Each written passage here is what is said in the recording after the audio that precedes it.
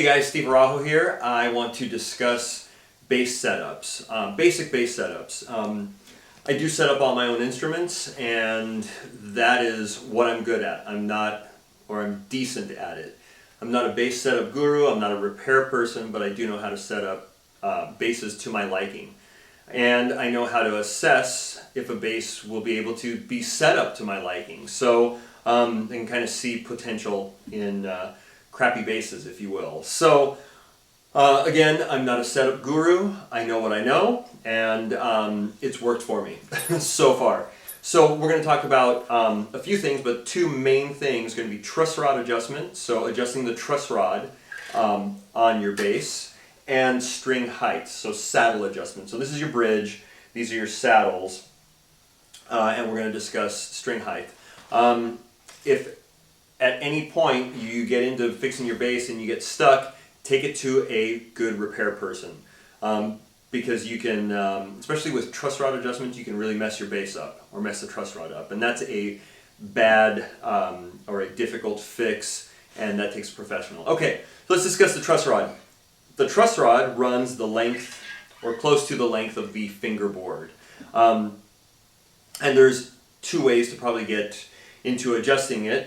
Usually at the headstock up here, like this bass has the adjustment at the headstock, and this bass has the adjustment at the bottom of the neck, where the neck meets the body, okay? So you want to have the correct tools. So you want to make sure that whenever you're doing adjustments, whether it's saddles, pickups, anything, you have to have the right tool. If it's an Allen wrench or a hex nut, such as in this bass right here, you want the correct size Allen wrench or hex wrench. Right here, an old style P bass or a lot of different instruments will take a flathead screwdriver. You want to have a flathead screwdriver that fits the diameter of that nut or that adjustment screw, okay?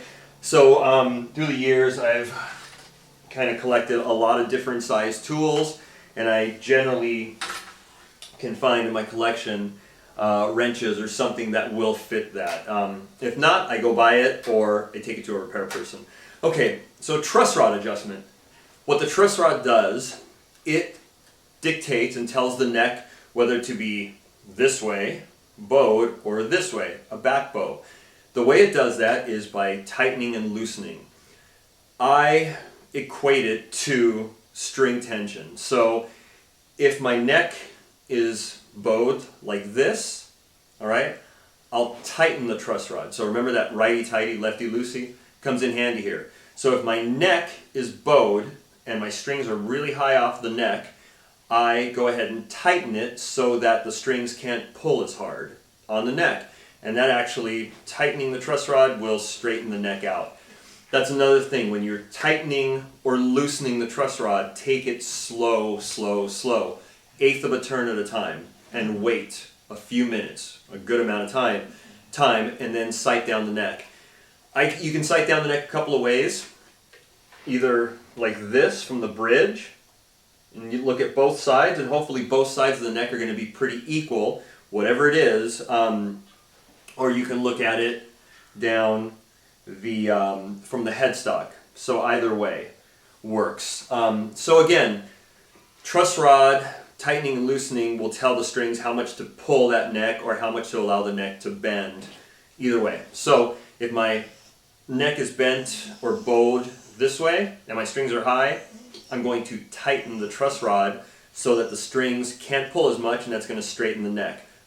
In turn, opposite, if my neck is like this and my strings are laying on the fretboard and they're hitting the frets and causing all kinds of buzz, what I'm going to do is I'm going to loosen that. So I'm going to loosen the truss rod so that the strings can pull that neck up a little bit. So everybody's different. People play differently. They dig in. People like their action adjusted a lot of different ways. Some people like it high, some people like it low. I like a fairly low action. So that basically is up to you, how much of a bow you want. I mean, generally you want a little tiny bit. So that's truss rod. Again, The truss rod, if it's bowed like this, you want to tighten so that the strings can't pull as much. It's going to straighten the neck out. If it's bowed and your strings are flapping, making all kinds of noise on the fretboard, you want to loosen it so the strings can pull a little bit more. Okay? So that's truss rod adjustment. Take it slow, eighth of a turn at a time, very slowly. The other thing is if your truss rod is not moving, stop. Stop everything, take it to a repair person. Okay, so as far as string height is concerned, you're going to adjust your saddles. So again, it's a very personal thing. It's personal preference how high or low you like your strings to the fretboard. What I usually do once I get my truss rod adjusted, and I'm very happy with that, and then again, you might have to go back and forth and readjust, but I'll take my saddles, my string height, down to where I am just buzzing and I'm basically laying on the fretboard. And then I work myself up. I work just incrementally, just little by little, each saddle, just raise it till it feels comfortable and until I have minimal buzz. So that's what I do, and I do that with all the strings. And a lot of the times I have to go back and forth. It's not perfect the first time or even the second or the third. So I have to keep going back. So again, once the truss rod is adjusted and your neck is as straight as you want it, then you can go to the saddles, little by little, each one, lower each string to where it hits the fretboard, till you're buzzing like crazy, and then just incrementally, little by little, go up just a hair on each saddle and each string until you have no buzz, and that should be it. Just take it nice and slow. Remember, if you get into a jam, definitely go to a knowledgeable, experienced repair person, and that's about it. I hope that helps.